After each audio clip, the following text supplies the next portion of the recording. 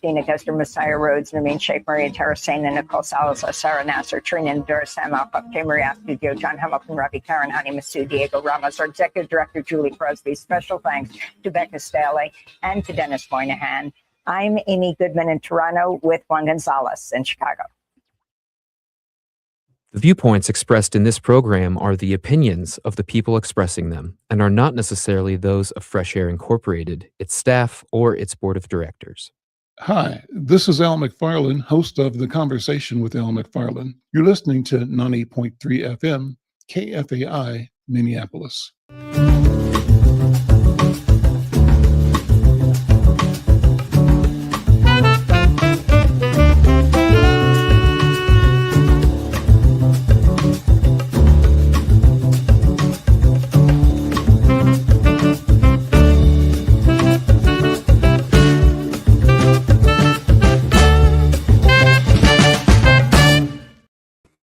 I'm Al McFarlane. Welcome to The Conversation with Al McFarlane. I'm glad to be here and glad to have you along as well.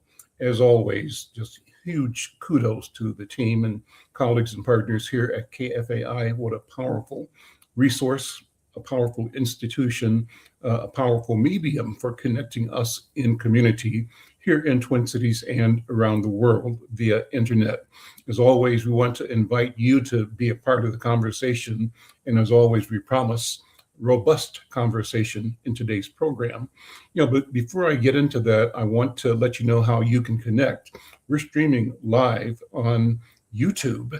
And if you go to YouTube Inside News MN, you can join the program, watch the program on the live stream. We're also live streaming to LinkedIn and to Facebook. On YouTube, there are two platforms, the Inside News platform and the Black Press USA platform. And either one works. We'd love to have you on board. Let us know where you are. Drop a note in the chat. Shout yourself out, your town out, your concerns out. Weigh in on the conversation. We'll try to connect with you in the process.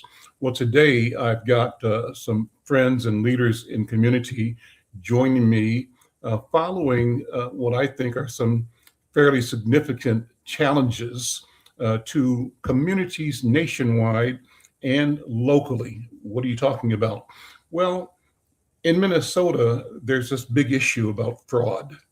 And yes, there's been a lot of fraud documented, adjudicated in the courts. But the question is, has that air of accountability and responsibility also immobilized good thinking, right work? So I want to raise that. What's the impact of all of the allegations and even the convictions of fraudulent activity having on other organizations, particularly legacy institutions that have been doing great work and continue to do great work? And if you've got a comment or experience or story or concern about that, it's a chance for you to weigh in on the conversation. My principal guest today is one of the leaders of one of the major, both local and national organizations, the Urban League. It's called the Urban League of Twin Cities. And Marquita Stevens leads that organization. It's a storied civil rights and economic empowerment institution. The focus areas include workforce development, housing equity, and advocacy. And we want to talk about the Urban League's historic role in Minnesota and nationally, and how this environment where the threat, the specter of the fear of lack of accountability and of fraudulent activity seems to be choking down the right things that we do in community. I ask to join me in this conversation two colleagues and youthful elders in the community. Anthony Taylor is with the Wellness Center. Justin Terrell is Executive Director or CEO of the Minnesota Justice Research Center. Anthony, Justin, good to see you both. And Marquita, welcome again, and thank you so much for being here. Let me start with you, Marquita. Give the people who don't know Urban League Twin Cities 101. What's the organization, the vision, and the mission? And thank you so much for being here. Certainly, certainly. Good afternoon, everyone. Glad to be here. Certainly glad to join all of you on the panel to talk about things that are important to us as a community. The Urban League is a legacy civil rights organization that offers programming. It's a civil rights and advocacy organization dating back to 1925 in the Twin Cities. So we celebrated our 100th year anniversary last year. So we're 101 doing what we do. And most people know us for workforce and housing and education. What they don't know is that we have a pretty robust program in family stability.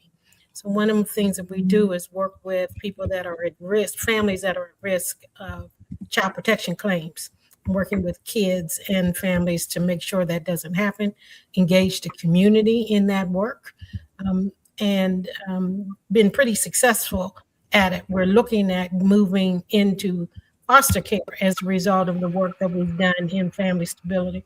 So we're growing, we're doing some new things that typically aren't necessarily ascribed to the Urban League, but they are ascribed to the community in which we work, in which we live, and in which we play. And so we want to be useful and a primary partner with those who do those things. Marquita, take a minute, if you would, to describe your own background. What's been your route to service of community and to leadership at this important institution? It's funny you should ask me that. I was at a workshop, Bridge Builders, just this week, and a similar question was asked, and it made me reflect in such a way as I teared up. So I'm gonna try not to do that this time and get it out. But to be perfectly honest with you and the viewers, it's a calling, and it's one that I stepped into many, many, many years ago. And it is taking me through great community experiences in what now is my third city as an adult. And since I've been here, I worked as the executive director lead at the African American Adoption Agency, where we were charged with moving children from foster care into permanency. And I'm proud to say that even though we were the sole agency charged with that, we were successful in moving over 400 Black kids out of foster care and into permanency. And that's something that, credit the man upstairs for. And fast forward, I worked in Roseville School District doing some community work there. And I was privileged to lead the conversation between the police in Roseville and the citizenry after the murder of Philando Castile. Mm. And so I was bridge building, then as well in terms of the community work that I was doing. And then I came to the Urban League, and I started in Urban League in 2017, developed the Black Gems program, which is a after-school program for high schoolers, and gearing them to become self-confident and self-aware so that whatever choices they make in life, they make them fully aware and bringing their full selves into it. So it's a social emotional learning thing. And then we do the HBCU tour with it and visit the civil rights sites, et cetera. And it's been very impactful and very successful with the kids that have participated in it. And then I ended up in this chair in 2023. Let me introduce Anthony Taylor and Justin Terrell. Anthony and Justin, do the same thing if you would. Just give people the elevator pitch on your work, your priorities right now, and then we'll get into the conversation. Anthony, you start first. So yeah, thank you, and Sister Marquita. Good to see you. Justin, good to see you as well. I think I think right now my very big focus is really looking at real economic measurement of success. I think I'm working really on this River North Development Partners and what we're doing around real estate development, and I'm very focused on a complementary element of development that isn't entrepreneurship, it isn't social services, it isn't nonprofits, it is that what businesses are we building that will bring 50 to 100 jobs to North Minneapolis that will pay, that require only a high school diploma, that will pay $55,000 a year or more and give a professional trajectory. And the only thing that I'm focused on is increasing median household income, increasing homeownership through that, qualifying for more mortgages. And what I really see is that getting the $55,000 for a family increases voting, it increases educational outcomes, it increases health outcomes, and that everything else is a side benefit. So I am seeing myself as aligning with everybody else who's doing this work, so that we can partner in a real way. And I think it'll be, you know, as we dig into the real history, the 100-year-old history of the Urban League, I think that we will find that the Urban League 100 years ago was where we need to be today. Right. And it's really, and I think your conversation and the articles you've written this week, I think is going to be very interesting for us to do the analysis and realize we are returning to a moment of very serious reflection. And 1910 looks a lot like 2026. We'll go deep into that in a few minutes. You mentioned the number of $55,000 as a household income. What is the household income currently for North Minneapolis, and why is that number the signpost or the benchmark? Yeah. Well, let me say median household income in Minneapolis is about $89,000. Median household income in the region is probably about $100,000. Median household income in North Minneapolis, if we use Emerson and Broadway kind of as the center of locus, is about $39,000 a year.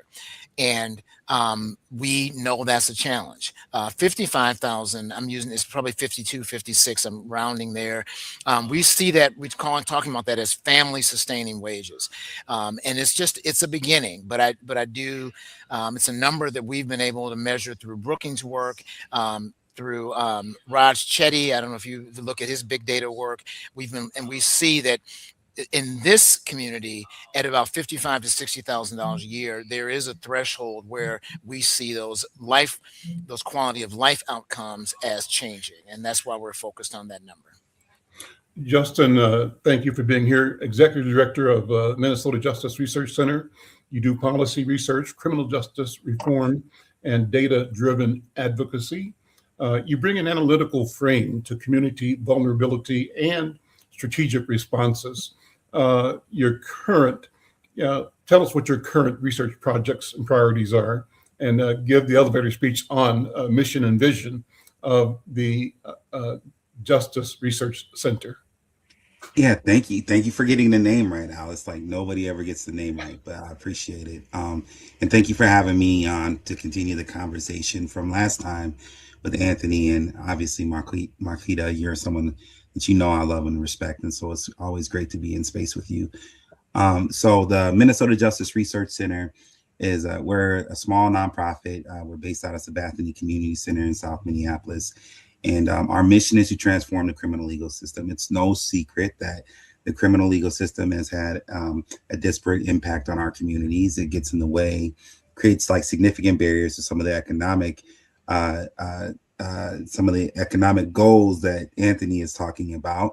It also creates the circumstances that Marquita's work started disrupting when she began her career. And that the reality is that this system, is steeped in, 400 years worth of grudges, as one of my favorite poets would say. 400 years of juries and judges with grudges against us, right? And so it is long overdue, especially considering what we've been through since George Floyd, since Philando, since Jamar, since Q the Blacksmith, since, and we could keep going back and back and back and back, that we transform how we administer justice in our society. And so our goal is to utilize research. That is, like, we do our homework. We don't like to write reports we don't do research for research's sake. Our reports are tools. They are weapons for people to fight back against the way this system has been administered towards us from day one. Number two, we do education. And so we also consider ourselves bridge builders. And so we bring people together. We lead conversations across differences. We work really well with Republicans, for example. And we're constantly trying to, respect the different perspectives that people genuinely bring to these conversations and build bridges so that we can have, work towards real solutions, even though our experiences may put us in a different position to start. And then finally, we focus on policy development. So we develop policies that are data driven. We're not just coming up with the most progressive or the most conservative, whatever. Like, we don't think in those terms. We look at what are the people's experience and because the people are experts on their own experience. How can we connect with community and develop policy ideas that reflect their experiences and come up with real solutions that address them? And then to speak to a major research project we're working on right now, last week, we had the privilege of going down to Rochester and reporting back to them, a group of formerly incarcerated folks and people who work within the criminal legal system who gave us input on our research around cash bail. So today in Minnesota, if you are arrested for a crime, accused of a crime, you sit in jail until they give you a bail hearing. Innocent or guilty, you're going to sit there unless you can pay your cash bail to get out. Those who can pay get to go home. For single mothers or fathers or whomever who can't afford to pay, they sit there. And regardless if they're a danger to the community or not. Meanwhile, someone who is a danger, and this often happens where someone, you got a little dope money in the speaker box or whatever, can pay their bail, get out, and go back to doing what they was doing. We want to change the system. After our research, we learned that there's a better way to facilitate that process.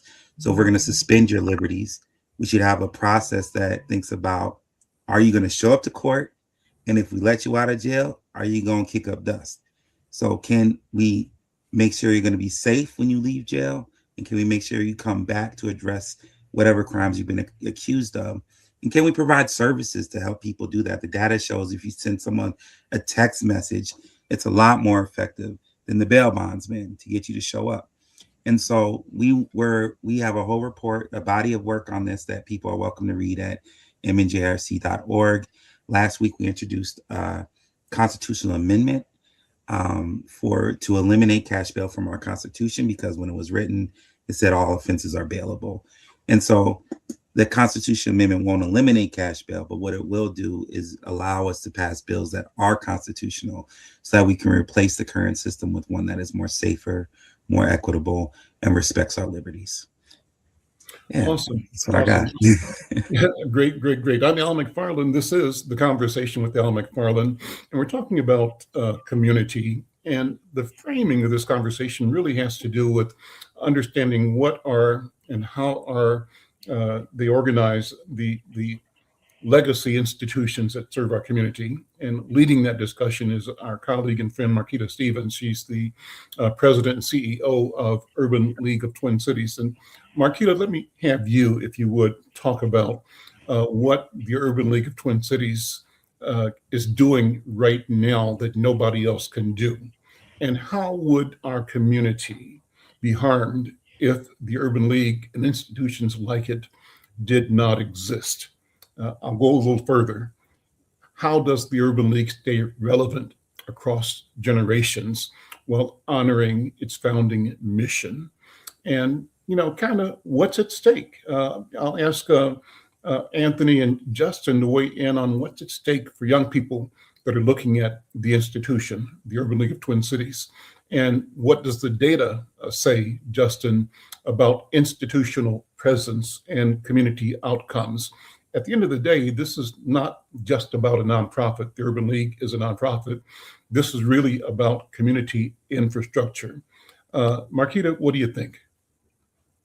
I think you set that up rather well.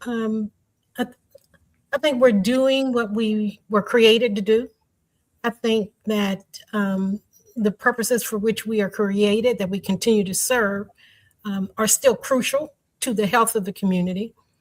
It's interesting you asked that, because I asked my staff about what makes us distinctive. Why do people choose to come to us for, let's just say, workforce or employment services? Why are our time slots full with people coming to us? Because they do have other choices. Mm-hmm. And the answer that they give me time after time after time is that they trust us, that they can tell their story without fear of reprimand, without fear of shame, and they can leave whole.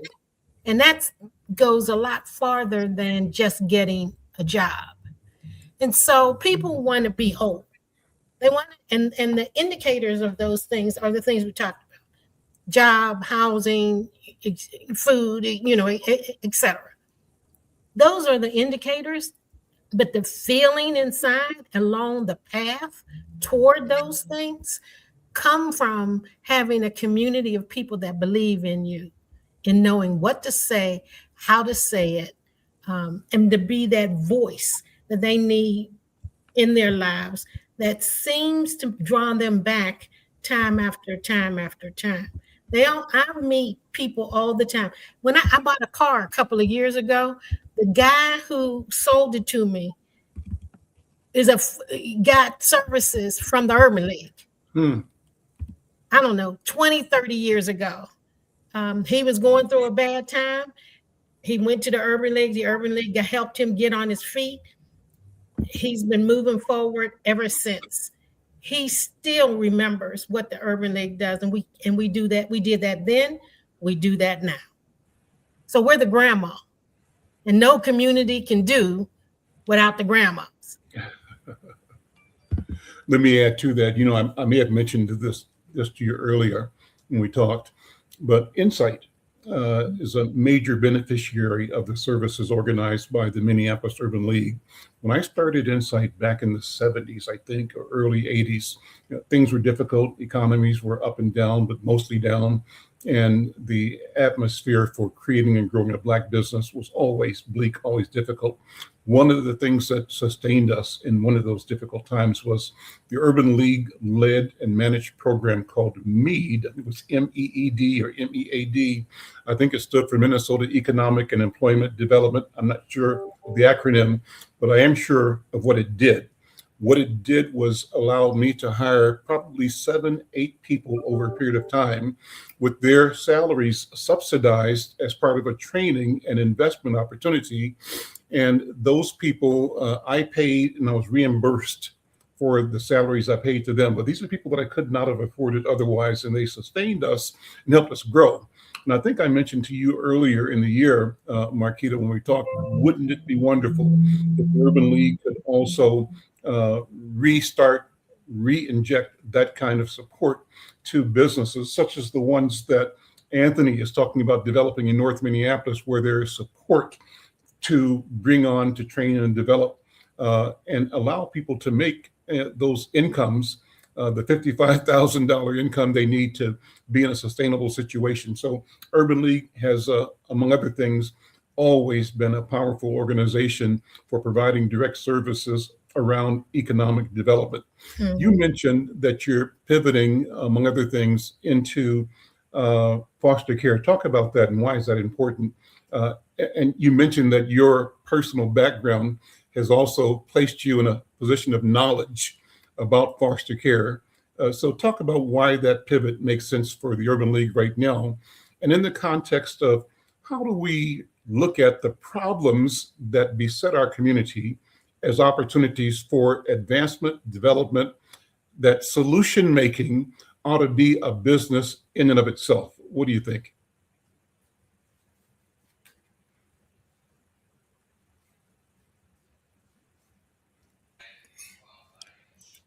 Are you able to hear me? Marquita, did you get that?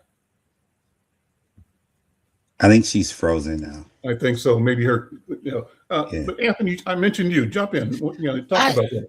I think this is actually a moment for reflection on this, honestly. I think that the Urban League is really interesting because it really was around 100 years ago. I believe that, and I know that historically mutual aid organizations were fundamentally self-funded.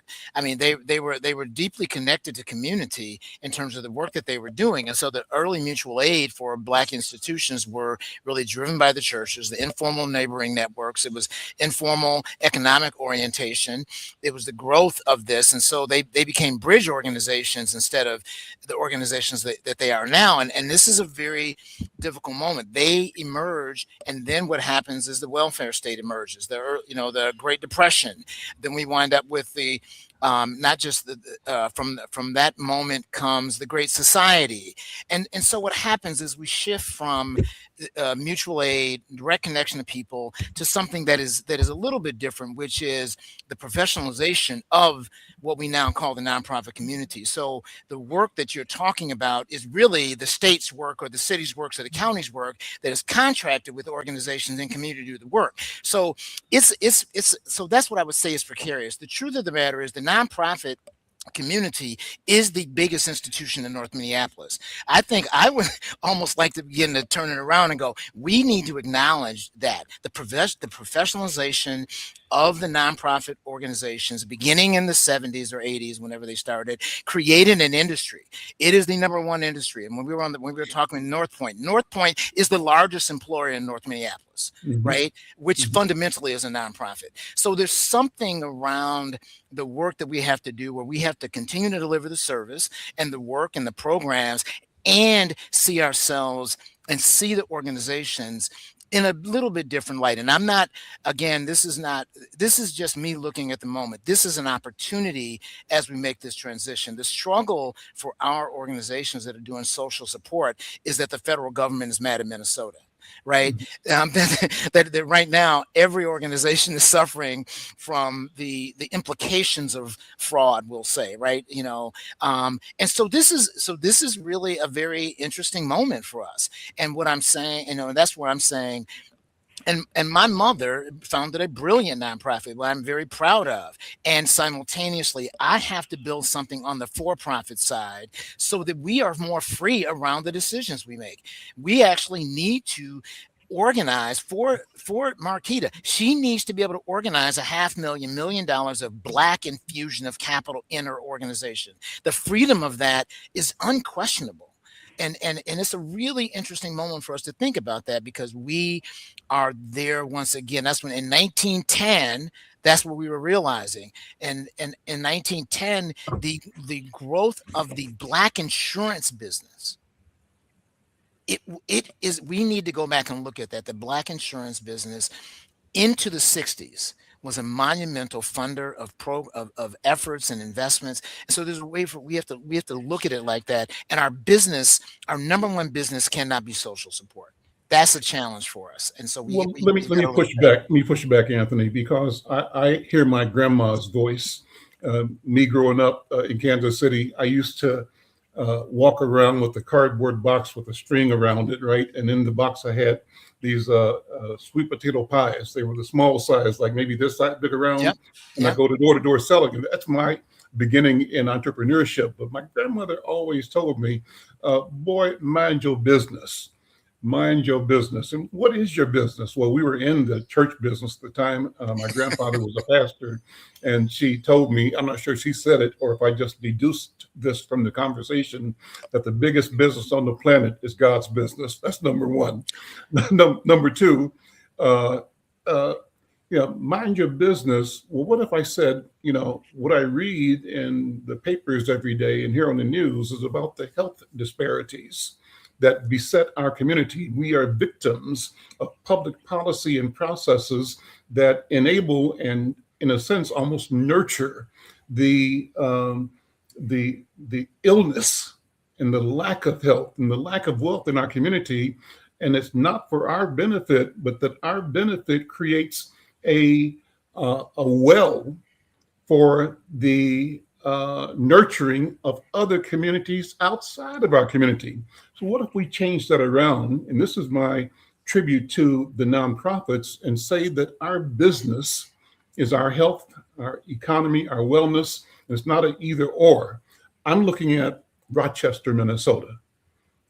What if North Minneapolis, North Point, Urban League, MEDA, that collection, UROC, of agencies, organizations, absolutely could mobilize research, data, service, and solutions for the public, for the individual good and the public good.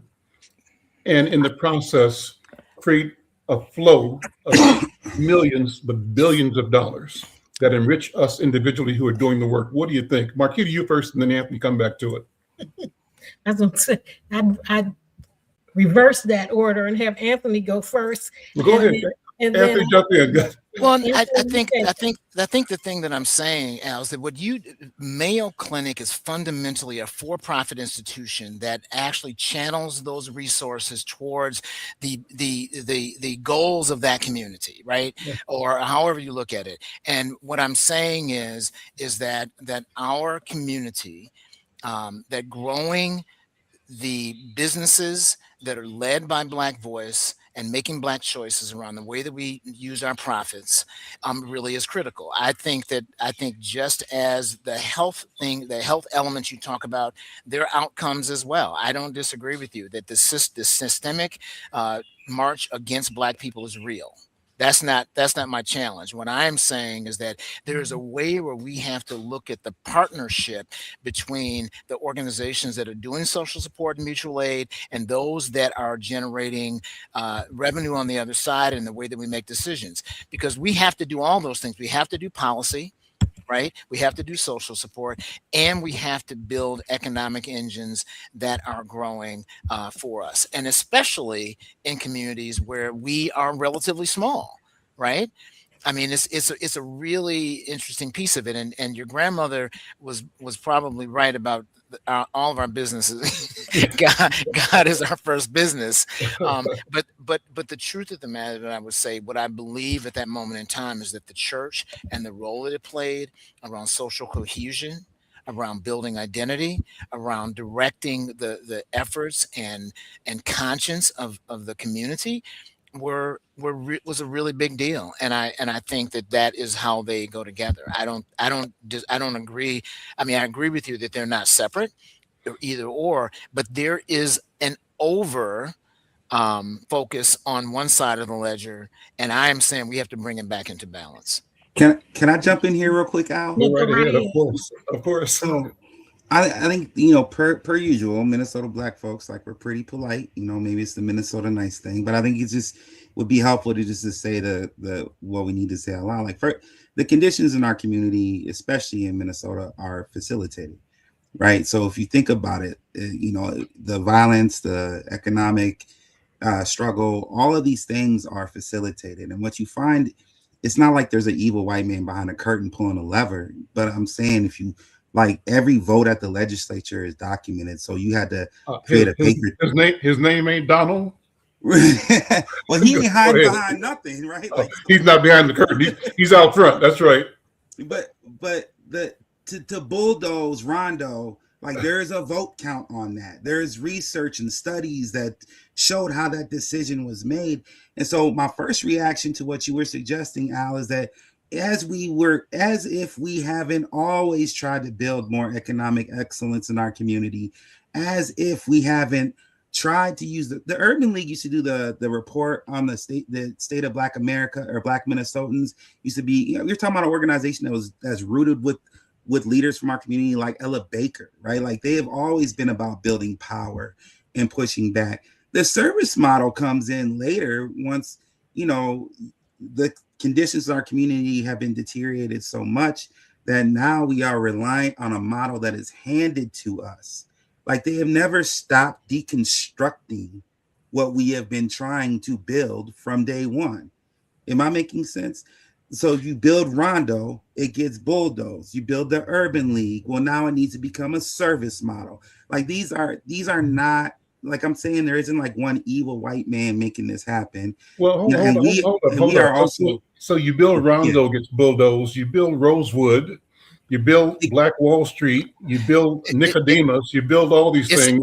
All of that is real, and that's what I'm saying, right? But that was what I was saying. It all was constructed. We were on a very clear model towards this idea of building the economy based on, right, in a real way, and that was all I'm saying. So that's what I'm saying. We are back there again, where we need to do that again with a very concerted focus, and we need to build it to a level that we can create the independent ability to fund what the Urban League wants to do. That I right? I agree. Can I ask you a question? Al, I'm sorry. Go Can ahead. I ask you Yeah. a question? Here's my concern as an old school organizer is how do you protect that? Because the instincts of America, I'm not talking about any one individual group or one person, right? Or any political persuasion. The instincts of America is as soon as you start that, Anthony, it will be targeted, dismantled systemically without regret or even I an apology. I mean, we went through it this week, the Voting Rights Act, the right. seminal piece of legislation from the civil rights movement, completely dismantled now. And so I don't disagree with you, but the question I'm asking is, how do we protect it? Because I We think this is the one area where Black folks need to spend more time thinking, how do we build the power to protect what we build? you're right, Marquita, but it is power, right? That's it. And you know what we have to realize in some weird way that a Black version of capitalism might be a problem too.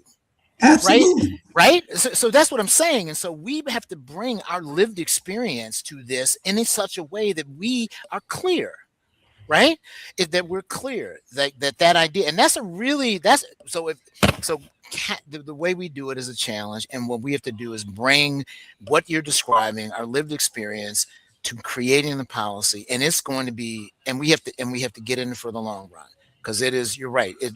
What's happening at the federal level is crazy. Can I Marquita, take a jump shot in. Go at ahead. Just say Marquita, that, go ahead. oh, okay. I would just say that first of all, the Urban League, at least in the last few years that I've been running it, we have put some emphasis on earned income because there is a decreasing level of support from particularly from foundation community for general operating support. We can typically find program funding for the most part. But general operating funds is very hard to come by and is getting harder. So our struggle is around that. And that's where some of what I think it was you, Justin, you mentioned about the Black elite that is in the Twin Cities being able to contribute to organizations like ours to provide that general operating fund in order to keep services running.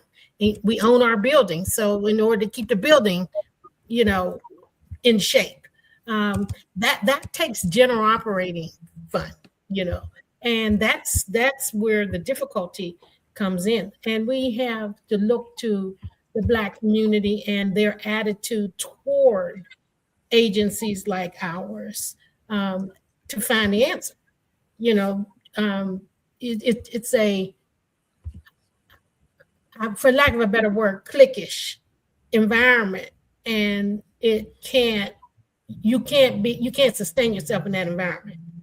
So there has to be a retooling, a re-understanding, a reimagining of what it is we want this community to be. What is it that we want to, what kind of options do we want our children to be raised in? What kind of community options need to exist in order for our kids to survive, learn, grow, etc.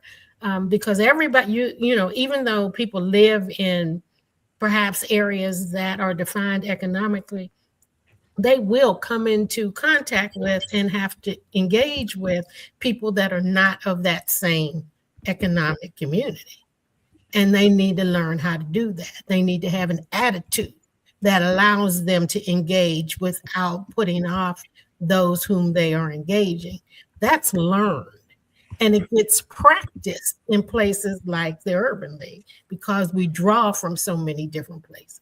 So individuals that take advantage of, I'm going to just say the Black gyms, is the high school. We pull kids from everywhere, and we do that intentionally because the premise is when you go out to work or to school, you're not going with your crew, you're going by yourself. And you're going to engage with people from everywhere and all walks of life. And you need to understand how you fit in the world. And so you bring together kids from everywhere, varying economic backgrounds, and they practice that. That's social and emotional development. We need to do more of that. We prepare folks for the world ahead. We're faced with this craziness, this crazy environment based on, that this law has pulled the lid off of. This Supreme Court ruling has just pulled the lid off of. It's always been there. It's not new. So it's emboldened folks, whether they call themselves MAGA or whatever. They have taken the language of anti-racism and turned it into white grievance. So the other day it came to me that some, white guy, 60-ish, thinks that having a black Santa Claus is racist. I'm sorry, say that again. What? Yeah, you heard me right. A black Santa Claus is racist. Yeah, mercy. Yeah. I was like, oh, I'm so glad I wasn't there. I'm glad this was secondhand information. I think I heard about that, actually. Yeah. The logical extension of that argument has just been, they have taken the language of anti-racism and turned it into white grievance. So here we are. The logical extension of that logic, of that statement, is that Black life itself is racist. Yeah. And we know that what the intent of the current, in my view, policy and practice system coming out of Washington and the MAGA right, the white supremacist platform, is erasure of Black people. So let me do a couple of things here. Jared's going to put up an article by this week's issue of Insight News, and if you want to read it, go to insightnews.com or go to issuu.com/Insight News. Jared, if you would put that in the chat so people that are hearing or watching can pull this up. And a couple of stories I want to call your attention to. The lead story is the Supreme Court's Voting Rights Act. And in that particular article, it's a major issue. Let me pull my notes down on that.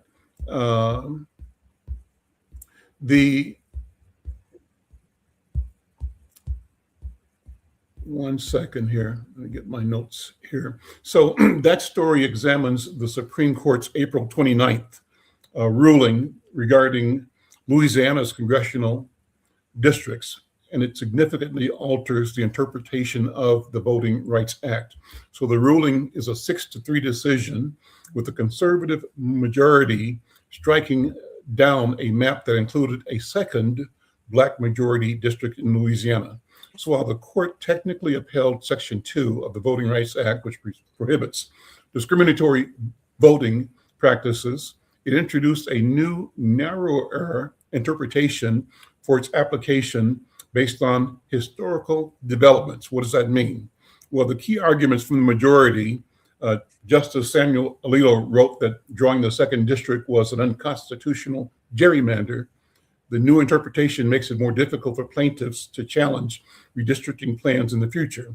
On the dissenting side, Justice Elena Kagan argued that the decision effectively completes the demolition of the Voting Rights Act, making it nearly impossible to use race as a factor in redistricting to ensure racial equality in elections. And what are the major implications? Well, for the 2026 midterm elections, this ruling could lead to more partisan gerrymandering, as states may now find it easier to reduce voting power of minority communities. There's a political shift. Analysts suggest that changing the interpretation of Section 2 could significantly benefit Republicans, with some estimates suggesting the Democrats could lose up to 19 House seats if similar redistricting occurs across the country. And then there's more. And then we have an article that personalizes that on page 4 of the same edition Jared, you can flip the page if you would. It's an article by our columnist, Haley Taylor Schlitz. And that article, again, personalizes this so you see the impact. Haley is an attorney. She was formerly on the staff of AG Keith Ellison. She's now in with a corporate practice right now. But she reflects in her article called The Weight of April 29th on the significance of that date in her own life. She said it marks the anniversary of her grandfather's unsolved murder during the 1992 Rodney King civil unrest in Los Angeles. So she described this as an inherited empty chair, a wound that shapes her family's history, highlighting that Black families often become keepers of truth that legal systems failed to answer. And the convergence is that she's connecting this personal loss to the Supreme Court's April 29th, 2026 decision in Louisiana versus Calais, which weakened Section 2 of the Voting Rights Act. The shift, she says, is that the court didn't erase the law, but made it more dangerous by requiring higher proof of intentional discrimination. The impact, she writes, is that it makes it harder to challenge gerrymandered maps that hide racial balance behind data or political explanations. And so the themes here, law versus justice. She emphasizes that for Black families, the law is not abstract. It is about whether the system accepts responsibility for the pain that they experience or leaves them with what she described as unanswered losses. She also talks about memory as resistance. She rejects the idea of moving quickly to reconciliation without accountability. For her, remembering these dates is an active act of resistance against a system that asks Black Americans to trust institutions that have historically failed to protect them. Anthony, jump in here. You and Justin on the research, talk about the meaning and the impact, both in the global sense of the Voting Rights Act and what it sort of holds for us in terms of what strategies we need to protect ourselves. As Marquita was saying, how do we protect, or as you were saying, Justice, how do we protect ourselves and continue to prosper, to thrive, to grow? Go ahead. Three very specific things. So first, and Anthony's alluded to this, Marquita's alluded to this, but we just need to say it out loud. We need to build Black independent political power. If you look at how politics works in the state, there are all these organizations that advocate in the interest of their own folks. And on page 6 of the same article, you have the UBLA agenda. And I would argue that the United Black Legislative Agenda, which I was a part of those conversations when they started at the Urban League years ago, that needs to be beefed up. It needs to be resourced. There needs to be organizers. We need to have regular patterns of leaders and community members in our community coming together in a much more strategic way to identify how to advocate and specifically protect the things that we aim to build for our own people. Number 2 is not going to surprise anybody. We have to reimagine the criminal legal system. And let me just be clear about why I think this matters. One, it was the judiciary, the Supreme Court, that made this decision last week. That is part of the criminal legal system. We need those systems to be aligned with what we're trying to build. So we have to continue to empower our people to go to law school and advocate in part of the system. We need more Charlie Adams running precincts in the city. We need more folks in the criminal legal system advocating with our interests in mind. I got to remind folks that the DOJ, the Department of Justice, was founded with one primary goal: to investigate and prosecute the KKK. That's the only reason we got some relief during Reconstruction, is because we had the Department of Justice's first assignment was to take on white domestic terrorism and protect Black folks. Obviously, that mission ain't last, but I'm saying that it was a smart strategy, and I think we need to look at the criminal legal system and figure out how we can reimagine it in a way that will protect Black folks instead of targeting Black folks. And then the third is something that I hope nobody rolls their eyes at, because we got to start taking it serious. But speaking of the DOJ and Reconstruction, there's been several groups in this country that have gotten reparations. White slave owners got reparations after the failure of Reconstruction. You're talking about there are Native Americans who deserve far more, but have gotten reparations. You're talking about all Asian Americans who have gotten reparations. But for some reason, that conversation stops when it comes to us. And then they look at our community and they say, what's wrong with y'all? What's wrong with y'all is that the resources, that the sweat and blood that we dropped in the soil in this country to build this nation has never been repaid to us. And as a matter of fact, you have built your wealth. Wall Street was a slave auction block. The wealthiest capital, the wealth capital in the world was a slave auction block. And I know where my people come from. So I can tell you that my family has been robbed of specific resources. And so unless we have Black independent political power, unless we reimagine a criminal legal system that does its job to protect the rights of the people afforded to the rights afforded to the people by the U.S. Constitution. And by the way, don't get me started on that, because we need to reimagine that too. But that's a whole nother conversation. And third, we need to actually run a serious data-informed conversation about reparations. We don't even have to go back to slavery. My mama deserves reparations from the discrimination she faced going into corporate America.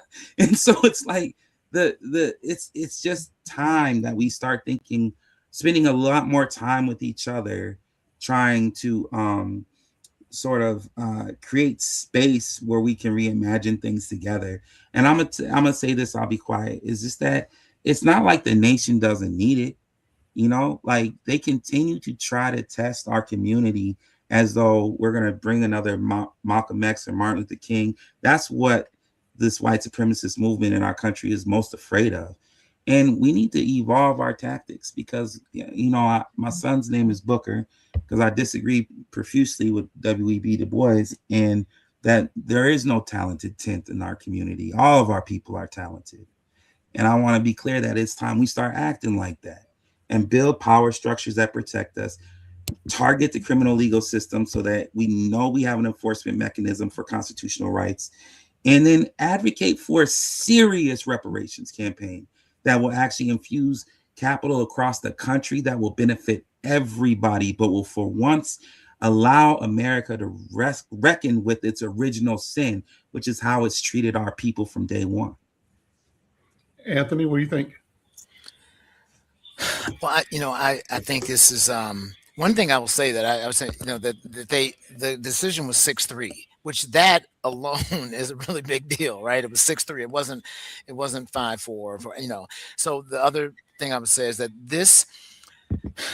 what this ruling does is that it really it prohibits any voting practice that denies or abridges the right to vote on account of race or color, and it bars maps that give racial minority less opportunity than others. I mean, we have to read into it. And this intent requirement is a challenge for us, right? The intent, and that's what this is saying. The intent, or strong inference, right, to create a racially organized map is a challenge related to Black people. That's what they're using it for. But it is not provable when they're organizing it around Republicans who tend to be white. I mean, we just in a really strange space with it. So I think our opportunity is we are going to fight this at a national level. We will have the Urban League, NAACP. There's a national organization of Black organizations, including the ACLU, that will get to work on that. Where I am aligned, Justin, with you directly, and I think Marquita, with the work that you do as the Urban League directly, is we've got to localize locally. We can do the work at the state level. We can do the work at the city level. That the way that we vote and who we vote for is really important. So we have to double down on the right to vote. We have to double down where we actually do have agency and control. And so it requires us to do this at a deeper level locally, right? And be engaged more locally and understand where we put our energy relative to this. So I really want to bring it back to what we can do in this market, in this city, in this county, in this state, so that our votes do count where they matter, and that we actively support the right policy and we support the right institutions. And I do believe that Urban League is an organizing principle relative to that work that we're doing. Yeah, certainly we want to have Al that McFarlane. conversation. This is the conversation with Al McFarlane. We're going to continue. Our guest today, Marquita Stevens, CEO of the Urban League of Twin Cities. You just heard Anthony Taylor, who's an entrepreneur, organizer in community, a businessman, and also Justin Terrell of the Minnesota Justice Research Center. Go ahead, Marquita. Now I want to expand the conversation. You mentioned the Southern Poverty Law Center. That's our lead story on the cover of this week's Inside News. I want to talk about that and the Minnesota connection there in just a second. But Marquita, go ahead. What I want to bring us to is what I consider the fundamental issue, and that is the relationship between what we do and who we are. And I think that's what we're looking at when we look at the Supreme Court decision and what led up to it and how quickly it's been embraced in terms of implementing change in the southern states with the voting lines, et cetera. And we cannot afford to only focus on what was done. We have to focus on who did it, who we are. Who we are drives what we do. And we are moving back to shedding that which we have bred within society to make us more humane, to make us more tolerant, to make us more loving, etc. We're shedding that. And the 2025 agenda is on full display in this behavior. And we have to understand that we're not just going after the shiny red ball, the things that they do. You have to deal with who they are. And if you don't hit them there, you're always going to be jumping around, running after all of the things that they do. So we're going to have to we're going to have to include in the conversation that aspect of it, because it's producing people to say Black Santa Claus is racist. Mm-hmm. So we're moving back toward a society that does not appear to be ashamed of its racism. And that's different for this current generation. Anthony, what you think? I think you're muted, Anthony. There you go. Yeah. You got about 30 seconds. I would say I certainly agree with that, but I'm right now meditating on the decision of the first freed African American people who made a dedicated decision to stay here, to lean into the Constitution and try to hold this country accountable to what it had written, and that we may be the group that challenges what happened. And there's a path forward led by us. Justin, 30 seconds. If we don't do what Anthony's talking about, I don't think the nation survives. Exactly. The story. You can't build a nation on freedom and constitutional rights and behave as we have for the last 250 years plus and expect things to work out. So what I didn't do was get into the question of the article, our lead story on the Southern Poverty Law Center. I'll take about a minute and invite you listeners and viewers to go to insightnews.com and read the story, or go to what's on the screen there, issue.com, Insight News. It's our cover story. And the story examines the federal indictment of the Southern Poverty Law Center, which faces 11 counts, including wire fraud and money laundering. The government alleges that the organization used donor funds to pay secret informants who infiltrated white supremacist groups like the KKK and Aryan Nation, disguising the payments through fictitious business entities. What the indictment doesn't do, the article says, is that it deliberately ignores a crucial fact, and that is that the SPLC, Southern Poverty Law Center, reportedly shared the intelligence gathered by these informants with the FBI. And by framing the case as financial fraud, the government avoids addressing the SPLC's role in uncovering domestic terrorism threats, such as those prior to the 2017 Unite the Right rally in Charlottesville. This article also suggests that the fraud frame is used as a tool to dismantle civil rights infrastructure.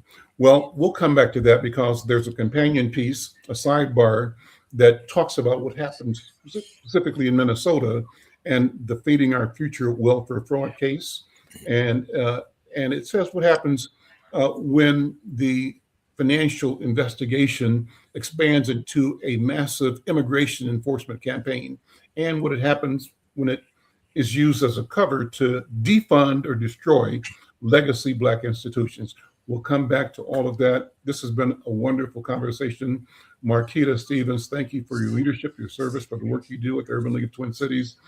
Brother Anthony Taylor and Brother Justin Terrell, thank you both for your work. I'm Al McFarlane. This is The Conversation with Al McFarlane. We'll see you next week. Have a great day.